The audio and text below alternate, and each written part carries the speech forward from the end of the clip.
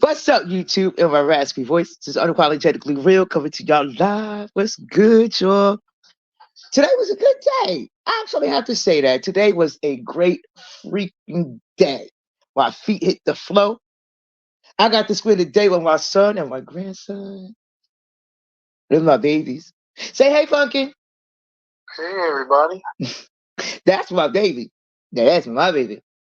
Anyhow, yo, yeah, today was a good day.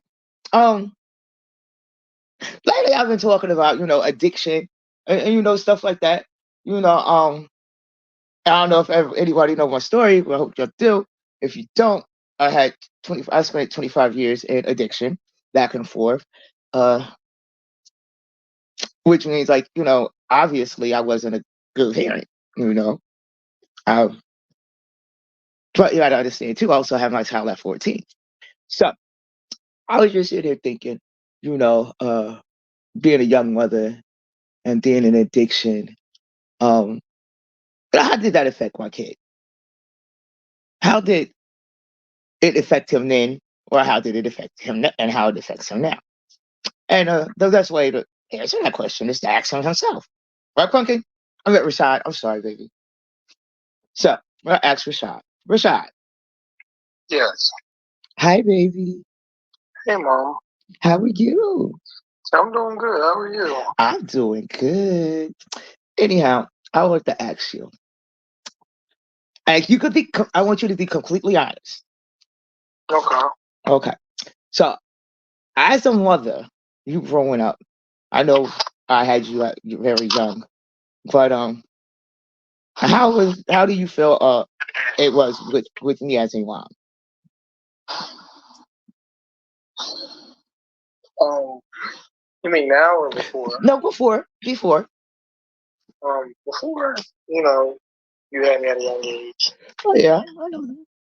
You weren't there, and I didn't have you or my dad there. So, all I had was my grandparents, and I didn't, any siblings. So I was sort of like the outcast because, as your sister and them had their kids, and once again, he had her kids, Okay. and I was just the only one that was left out.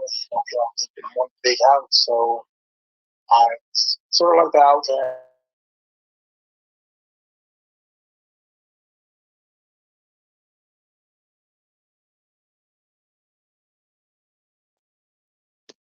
That empty part out because as a kid growing up, everybody wants their parents around, and you see other Right. kids with their parents, and you just don't have your parents. So So all the material, like even if like all the materialistic things, because you're spoiled rotten, we all know that to this day.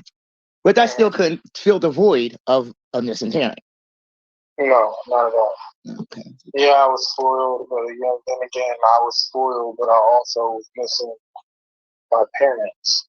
Mhm. And when I did come around, even then, And when you came around, I was always excited because I had my mom. okay, But then again, it wasn't long. okay, And then my dad being in and out, all right. and car being in and out of incarceration, and I'd see him one time, and then I'll see him ever again, and be seeing you here and there, and then even me visiting you while you're incarcerated. I was still happy to see my mom, but when I come out, I don't see my mom. And even So within all of this, like you feeling that way, Why would you ever? Why didn't you ever tell me this? Tell you can be honest. you said why had I? Yeah, You why said why why had? didn't like we talk now? I know now, but at that time, Uh, like why you never ever like why wouldn't you ever say that to me? because when you were there, I was always happy. I felt like I didn't need to say it. You were there. And then when you got out, you were always there. I can talk to you on a daily basis. Which I is didn't have to hear you receiving a collect call from. There was I can call your number and you would answer the phone. So that made me feel okay. I got my mother. Even when you went to the drug program, I was still able to still see you because I can drive. At that Right. time, I can drive. I can come visit you when I want to come visit you. So I had my mother. I had reason to. Yeah, I didn't have a reason to. You never made me mad. We never got. We don't argue. You're my best friend. Oh, you're my best friend too, Pooh. So I never had. I never felt like I needed to tell you that because when I was a kid. I'm grown now. Right. But it So did hurt now you. that it did hurt me. Yes, it hurt. But as a kid growing up, and then me when you showing up being there, and because you had a couple of good Christmases, you know. We're not gonna talk about them pumpkin. We're not gonna talk about that. We had a Nope. couple of good Nope. Christmases, but Cut your mouth. I knew when Christmas came around, I was gonna have some stuff for my mother. Yeah, the big bag of gummy bears. I was gonna have some. So basically, you're So saying like you just didn't want to. You didn't want to tell me because it didn't matter to you at that time. It mattered, but at that time, it just didn't matter mattered. because It mattered when I was a kid. Now as I got as a teenager, so you weren't there for my kid, growing up as a kid, huh? right? You growing up as a kid. Yeah, you weren't there for me growing up as a kid, but you was there for me being a teenager. Okay. Like you were there. You was eighth. Was you around eighth grade? I Yeah. don't think you were around eighth grade. I think you were just getting out my eighth grade. Remember, we used to sneak and see each other though. 2005. No, I don't remember. I know we used to sneak and see each other. I had to do the 2005. Right. That was eighth grade. Then you just appeared ninth grade, and you were there for my whole senior year. I mean, my whole high school career. That's when I was getting myself together. High school career. And busting your ass. My senior year, you bust your ass at McDonald's just so that I can have a good prom because your mother was being an a-hole. Because I didn't take the girl that she wanted me to take. Right. But yeah, it left a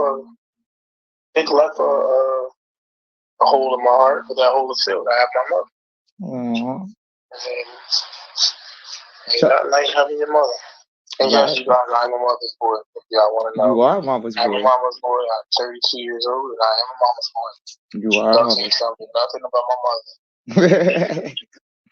So I was just wanting, like, I just wanted to, see how you were growing up, because like I said, I could be honest and I could put my story out there. I wasn't a good mother at all. I could admit that. I could admit that. I was in an addiction. I had mental health and I still have mental health issues. But one thing I did not do, I could honestly say is,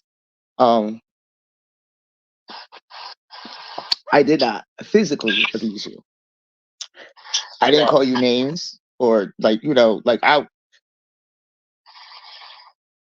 parenting don't come with a book. I know that. Parenting don't come with a book. And I had you at 14. Like, Jesus Christ. I was a kid myself. But I know I didn't want to treat you the way that I was treated growing up. Right. So you didn't therefore, want to treat me the way that you were treated. And I learned if I ever have a daughter, or if I ever have kids, I would not treat my kids the way I was brought up. So that's why you see me so much in RG's life, because your dad wasn't there, or my dad wasn't there, and my mom was there here and there. So I try to make myself present as I can in my son's life. But all I'm doing is teaching him, giving him the things that I never had. And I would never want him to bear, and never want him to have that pain that I had as a kid. That pain will mess you up. I understand. I get that. And now, but you do have a kid now. Well, yes. So young love baby. I have a 9-year-old. Yes, I do. Going on 30. He's my grandbaby alone now. And you're in his life. I'm in his life. And I could never make up for not being in your life. No, you making. I have to tell you the truth. You making up for it now. You're 32. we hang out. We hang out with each other all the time. We call each other all the time. I gotta. I I don't bring certain stuff because if I bring it, I feel like I ain't gonna never see you again. That's why the PlayStation still sitting here. Negro. You have it tomorrow, I promise. But yeah. Um, do I still get hurt? Yeah, but not at you though. I would say more my father. Because he was never there, and then Well, you know why. That wasn't that kind of was his fault, but not his fault. It was kind of his fault, but it wasn't his fault. I know the situation. I know the circumstances. Right. Now, I know the circumstances and I know the situation. Right.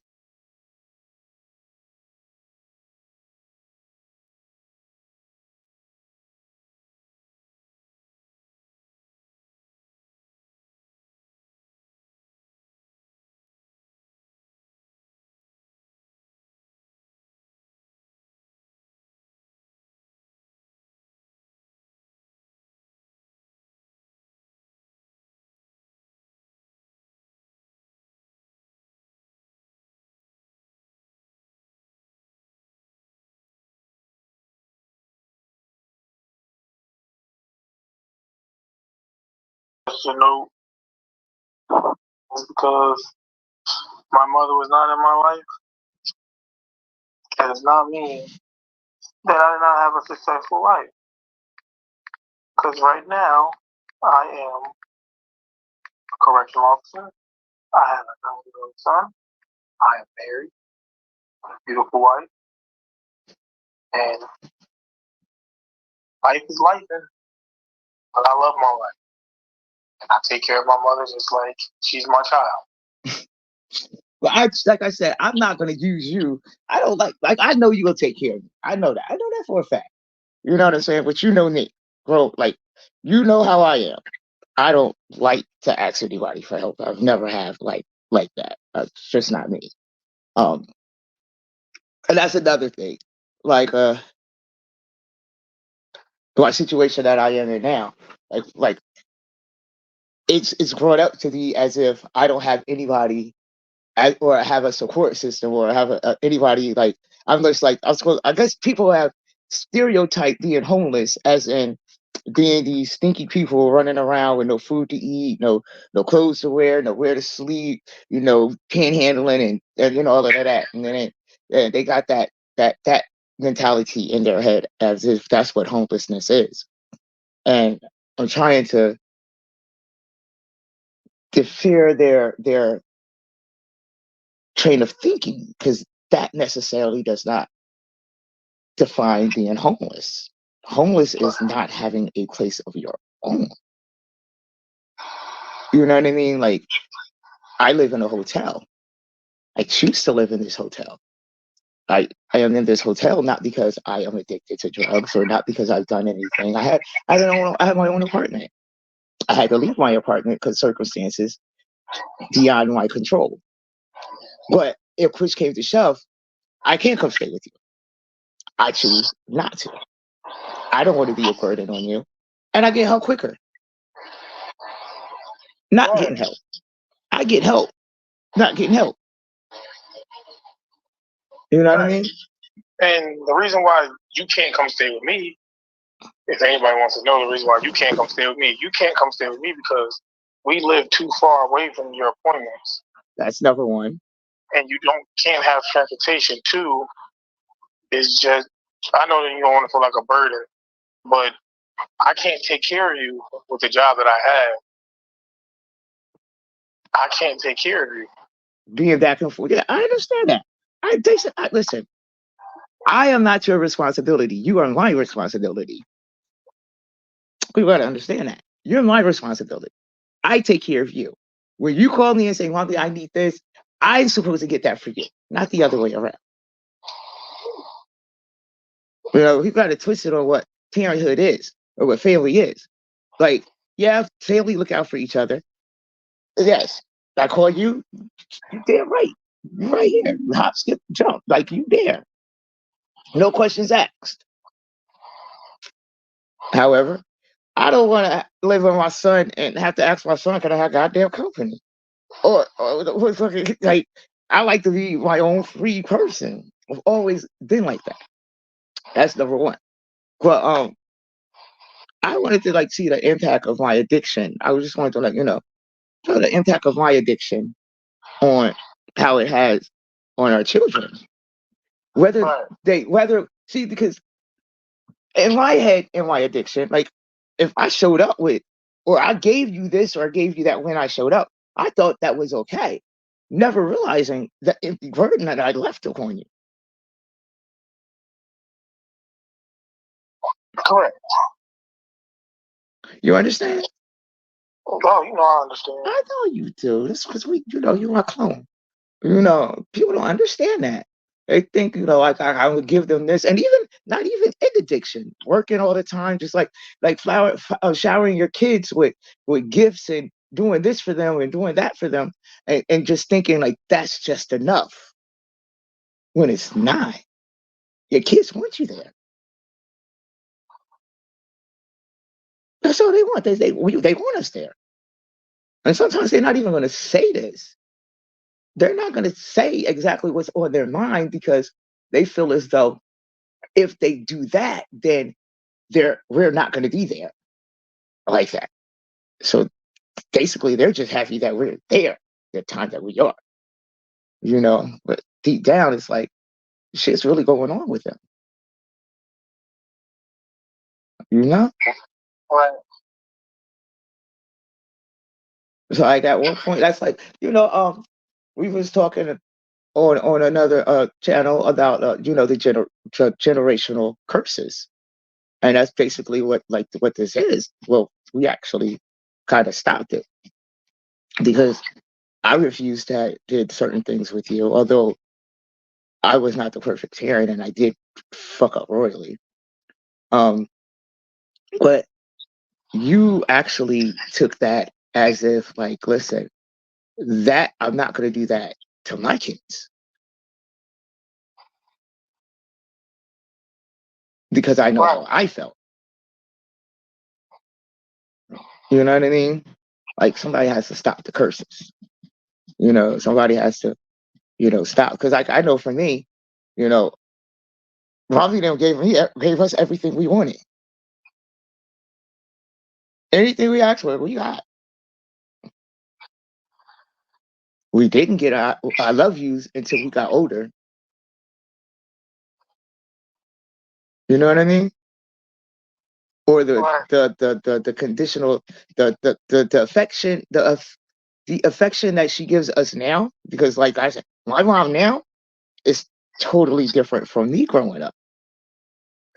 You know what I mean? Me as a mom now is totally different than I was with you growing up. Right.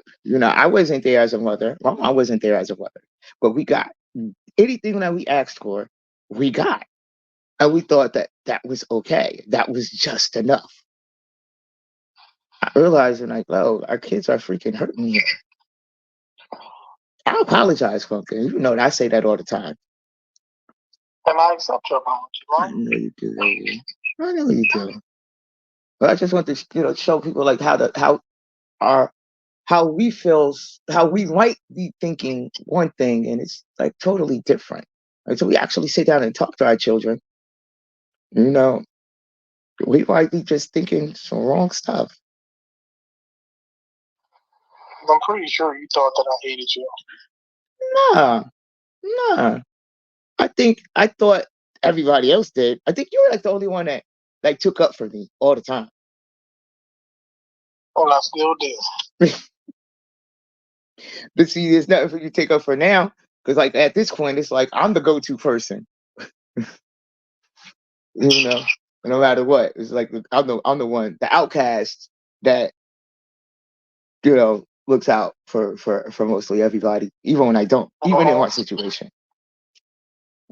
You know. But Yeah. I just And I love you for that. oh, I love you for everything. Oh, I know. You ready to bring my PlayStation? I know that. I got you tomorrow. You do. I All do. right. Well, I know you got to go to work tomorrow. Um, I want to tell you I love you and thank you for clarifying some things. And I'll talk to you tomorrow afternoon. You got it. And if anybody got a problem with my mama, y'all can come see me. They don't want no work smoke. They can't even handle me, so I know they don't want no smoke. Sure don't. I love you, mom. See you tomorrow. All right, baby. All right, kiss, kiss. Kiss, kiss.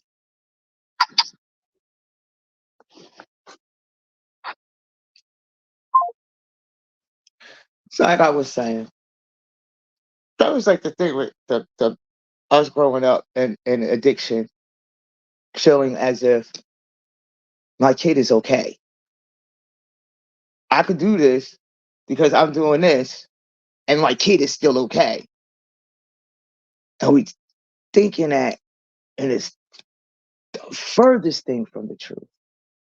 Our fucking kids are hurting, yo. We hurting them. So we get this and we get that. We do this and we do that. Yo, my kids are successful too. My sons, all of my kids are successful. Every last one of them. And that don't mean that they're not hurting. So they take a picture, they smile. So what? That don't mean they're not hurting. And at the end of the day, I got to take full responsibility that I was the cause of that. See, and that's getting down to the root of recovery, healing. Starting the healing process. Taking responsibility for the part that you played. Might not be a big part, might not be, it might be the tiniest freaking part, but you played a part. In every situation that comes in our lives, we play a part. We can't always cry victim because we play a freaking part and shit. We do. Now, I used to blame my addiction on my sister. It's crazy. My sister started my addiction. Well, my sister, I wouldn't be getting high if it wasn't for this. I wouldn't be getting high if it wasn't for that. I wouldn't be getting high if I didn't pick that shit the fuck up. Point in the discussion. Yeah, I had trauma in my life. Absolutely.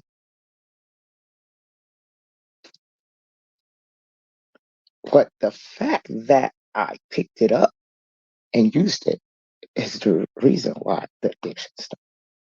Not because of the trauma. It's because I thought that was my healing. I thought that it could heal me. And it numbed me for that moment, for that very, very split second of a moment. I felt nothing.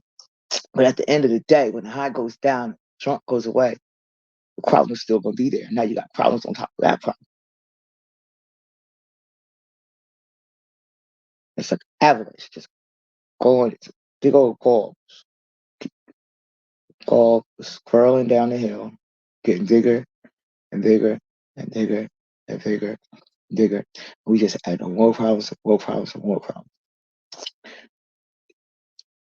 And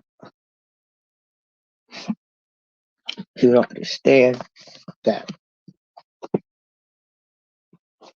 those people who suffer from mental illness are those who are addicted.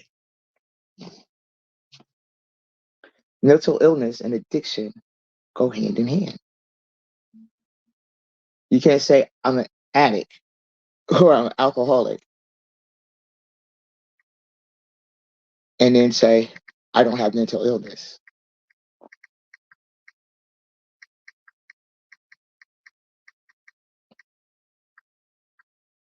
It just don't. It don't.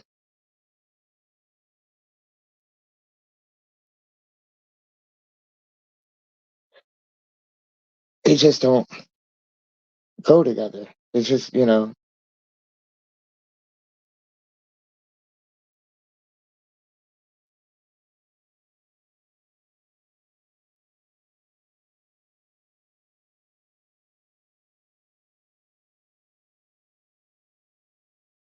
like being bipolar. That's the one of the main disorders that is closely linked to mental addiction. And bipolar is basically, being manic and depressed, manic, going up and down with moods. You know, bipolar also is, excuse me, traits of being bipolar is having reckless behaviors. You want to understand that. Reckless behaviors is basically doing things that a normal average person would not do. Being promiscuous, um, being going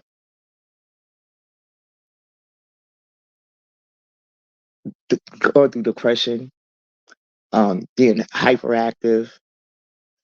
You'll never have a balance in your bipolar. You're either really, really high and all over the place, or you're really, really depressed.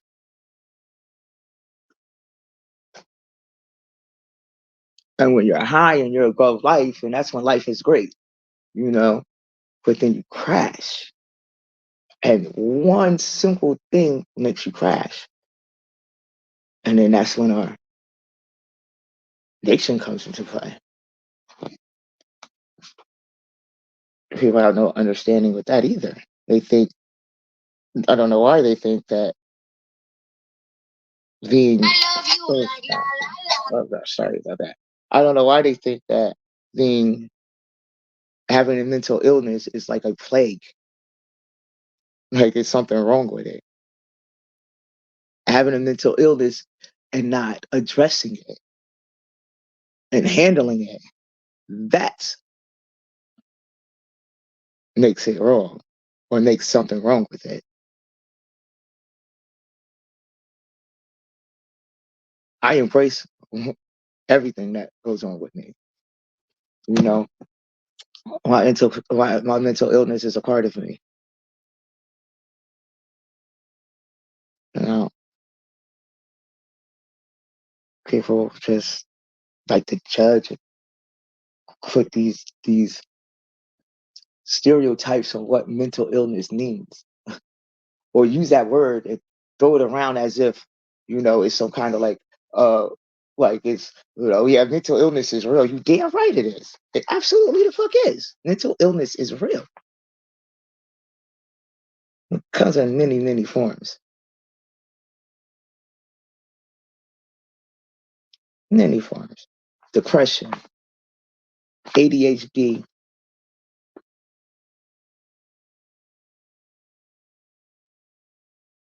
uh, um, personality disorder.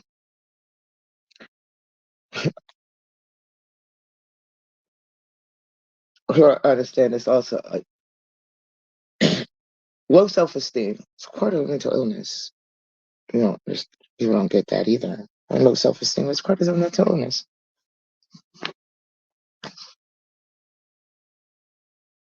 Bullying,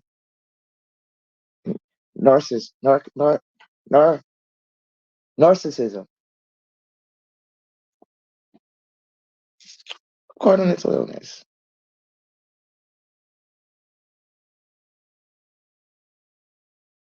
Overworking, part of a mental illness. Alter egos, definitely part of a mental illness. Definitely.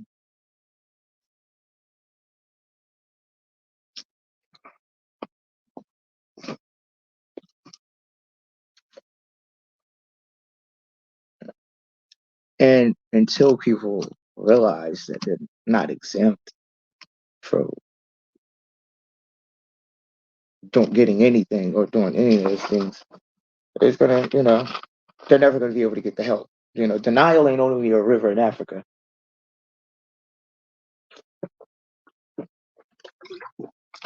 You know, it's not only a river in Africa.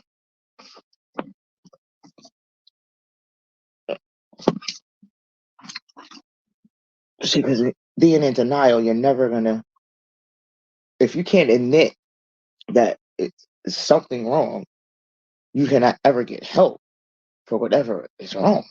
You're gonna always feel as though you're okay.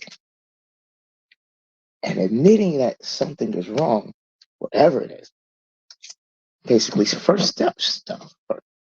I'm admitting I'm powerless and my life is unmanageable, you know? And that don't even go, that's not even for addiction. That goes for everything. Admitting that you are powerless. Powerlessness comes from powerlessness is not being weak though. If I just admit, see, I gotta admit, I am powerless. My life is unmanageable. And it is. I am powerless over situations that happen that make piss me off. And I want to freaking wring a the freaker's neck and I can't get I just want the but I gotta admit I'm powerless. I can't. See, because by me going doing all of this, like what is it gonna do? You're still gonna be the same fucking asshole.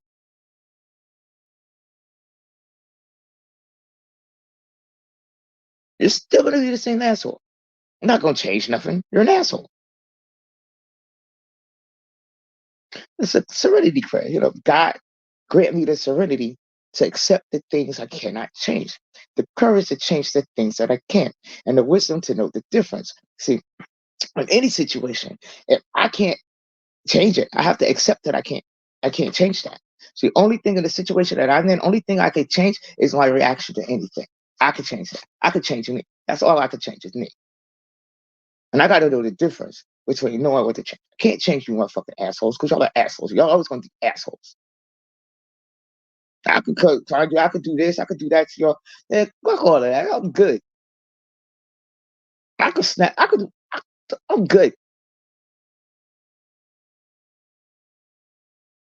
See, because I realize it's people like that likes to suck out energy from other people, and they get their rocks off of that.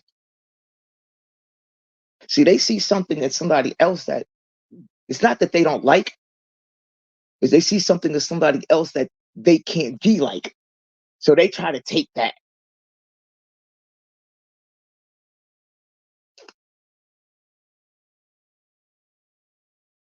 I gotta realize that. Listen, you are who you gonna be. You gotta expect a dog to bark, a cat to meow, a cow to moo, and you gotta expect the asshole to be an asshole. Point blank. Because yeah, I gotta accept the things I cannot change, which is you assholes.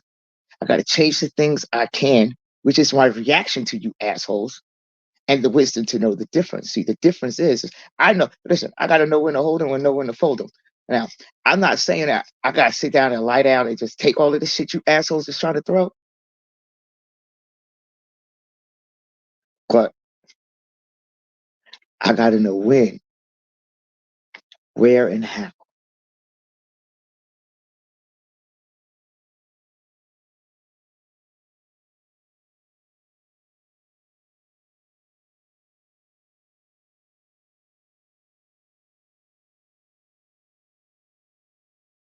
Going back to my son, he could have took whatever going on in his life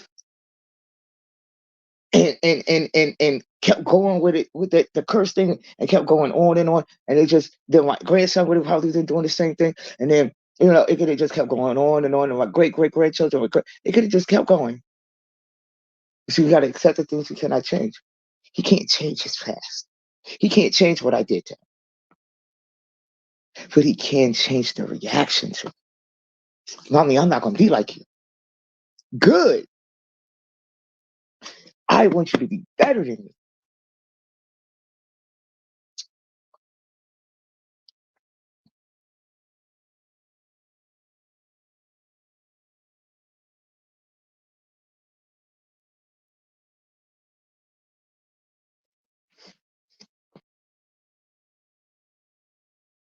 See, and then it's like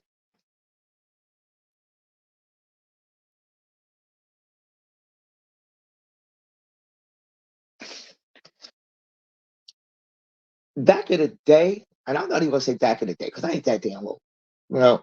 But I could honestly say with this changing thing, I've changed a lot, right? Because it would have been a time where this conversation probably wouldn't even be happening the way it's happening. You know, you see, you gotta. That's what step two comes in. Came to the belief that a power greater than myself could restore me to sanity. See, all I gotta do is like let go and let God. So let go, let God. I'm good. God gonna handle this. Because if I handle it, bitch, I'm going to jail.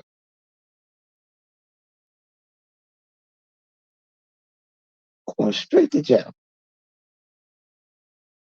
And I'm not. Don't get it fucked up. I ain't scared of jail. I've been there plenty of times. But see, I try to do something different in my life, right? I came here to help people. I came here because I wanted to make a difference. Actually, I came here because I admire what Marcus was doing with the freaking Atlanta Street interviews and interviewing the homeless and the mental health. And I admired that. That's why I came here watching him.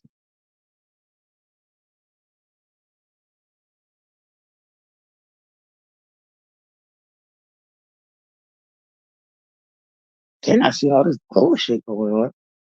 But then there was only one panel that actually let me think, feel, say exactly what I want.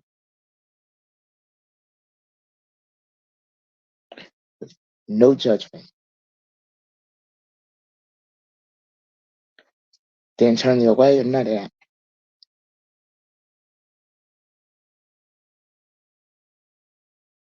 That's what folks I like to be around. So I don't want to be around no yes men. You say what I say, you think what I think what you, like I don't want to be around no yes men. I want to be around people that I don't think that's right. But we could agree to disagree. Well, I want to do it. See, but motherfuckers like that bullshit. But anyway, listen, like I said, if I didn't go through these steps, this shit wouldn't have been going down the way it is. Sometimes I don't even like it. I will fucking find motherfuckers and fucking ugh. Y'all got me fucked up. I don't know if y'all what y'all thinking. Oh yeah, that's right. Y'all think because I got cancer, I've got one foot in the fucking grave. Oh, fucking got me fucked up for real, for real. Y'all totally do. Listen. I'm not going nowhere no fucking time soon. I got work to do here. I was sitting down. God sent me on this earth to do a fucking. I got a purpose, and I'm not leaving until it's done. When it's time for me to go, he'll say, "Well done," and I'm out. But until then, you motherfuckers ain't putting no expiration date on me. My health isn't deteriorating. I don't got hours left to live. None of that shit. Then y'all get mad when the motherfuckers say that shit to y'all. Fuck out of here. Anyhow, moving right the fuck along. Y'all kiss my ass with that bullshit. Um, see, because like I was saying, like I found myself. People don't understand also when I find myself backing back into certain behaviors that I did before, like when a fucking fight. Cause I'm not the type where I don't like to talk. I don't talk. Talking that fuck all that. This back and forth shit. Fuck all that. Just come see me. That's how I did it. Just come see me. And because of the fact that you motherfuckers are so fucking far away, y'all can't come see me.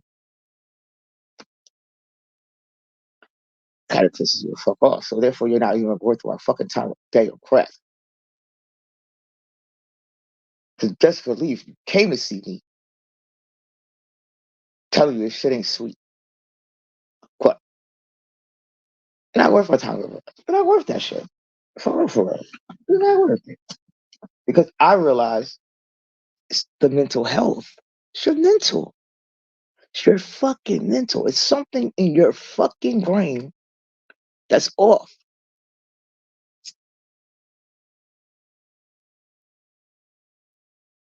It's off.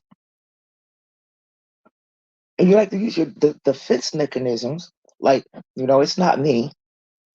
I'm not like that. I'm not going to be like that. I never was like that. I'm not like that. That's not me.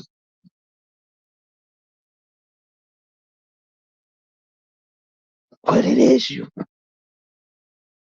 It's all you.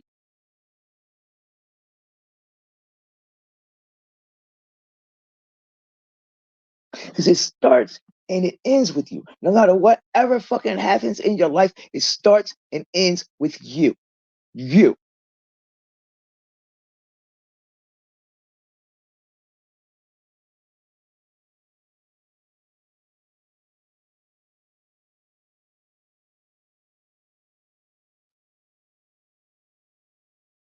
Think about it. Every motherfucking body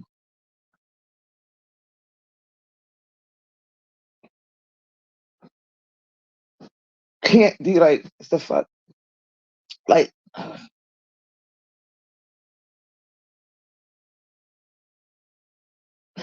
like,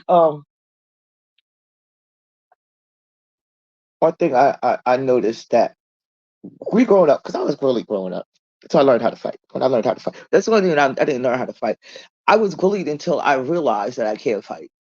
And when I grabbed that big bitch, knocked her upside the fucking head, the bitch hit the floor and ran home. And then we had to go. Well, I came over to my mom's house telling. Then I realized how her parents act toward her, and the reason why she came to school bullying people because she needed to feel like she was mighty because whatever was going on in her life made her feel weak. So she had to make herself feel good about herself. And that was the way that she made herself feel good was fucking with other people.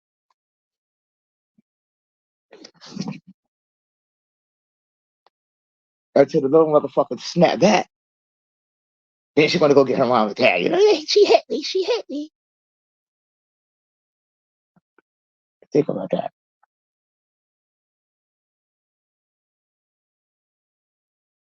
Think about that. I'm just saying. Mental illness is real. Like I said, I could embrace my shit, take my medication, do all that. You should be lucky I did. Really should be. Anyway, back to addiction. Till we change our way of thinking and change the things that we were doing to even start the addiction, and we got to change the root and the trauma of our addiction, we are going to relapse. I don't give a fuck what you say, right? You're gonna relapse. A person in addiction who always still had everything that I never that's the main person gonna relapse. Motherfucker, I still got this and I ain't never do this and I've never and I ain't never yeah, you gonna do it. You gonna relapse because you think you didn't actually hit bottom yet. You ain't hit your bottom yet. Because you still got everything. You ain't hit the bottom yet. And when you do relapse, it's gonna fuck hit you and it's gonna be worse. And all your I nevers gonna come true. I pray you don't hit the bottom. Because if you ever do, God forgive me, I'll be sitting right there fucking laughing. That's the fuck you get. But I wouldn't wish this on nobody. But when you do, I would laugh.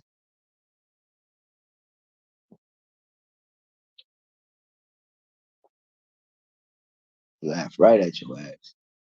Miss, I never. 'Cause you don't realize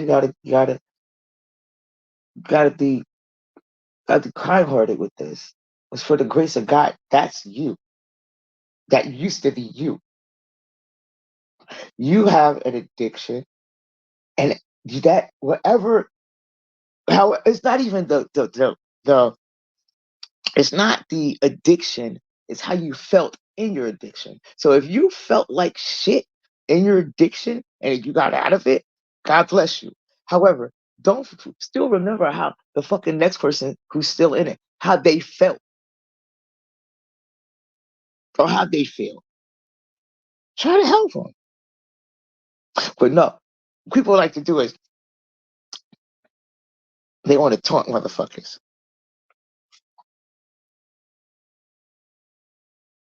How do you say mental illness is real, right? And then say you're trying to help the mental ill, but then traumatize them with your shit. Torn it. Keep fucking with them.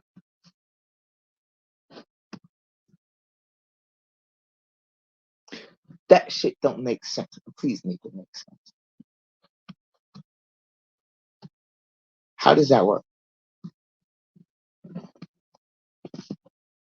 How?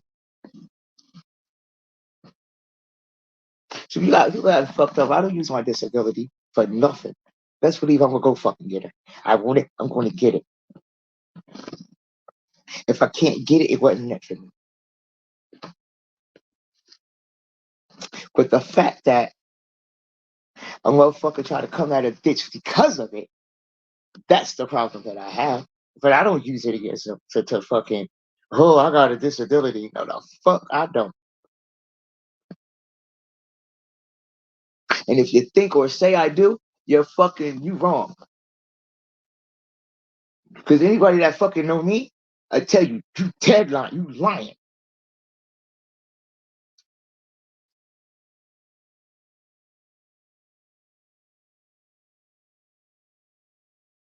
Now, what I'm not gonna do is I'm not gonna let you talk shit to me.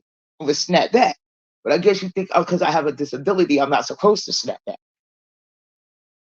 Or I'm not supposed to say anything because, oh, I'm sick, so I can't say what the fuck I would have said. Got me chopped and screwed. Wrongbitch.com. That ain't never been me. Ever. Since I was younger, that's never been me. I've always been the type I'm gonna say what I mean what I say, and that's it. Now I can see I might can see your point. I could agree with your point because some of your points might have valid points. Your point might have valid points. You see, that's where the debate comes in. Oh, being a good debater.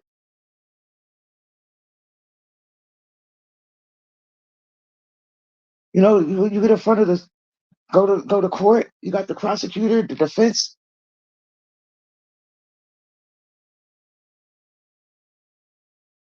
The prosecutor says this is what's going on, and da da da da. Yeah, he got good points, and we can't change them points because it's written. But the defense might say, "Well, look, I got good points too." The prosecutor can't say them points are wrong because it's written, but they might could find something else that proves their point. They're both right and they're both wrong. They're both right and they're both wrong, but they're both right.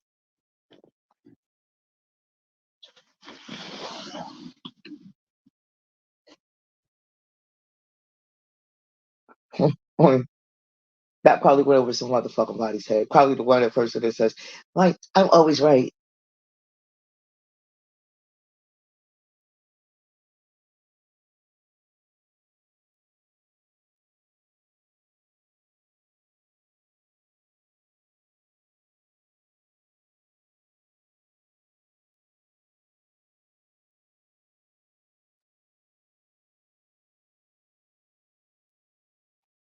I mean, I can sit here and talk all day, but unfortunately, I have appointments tomorrow.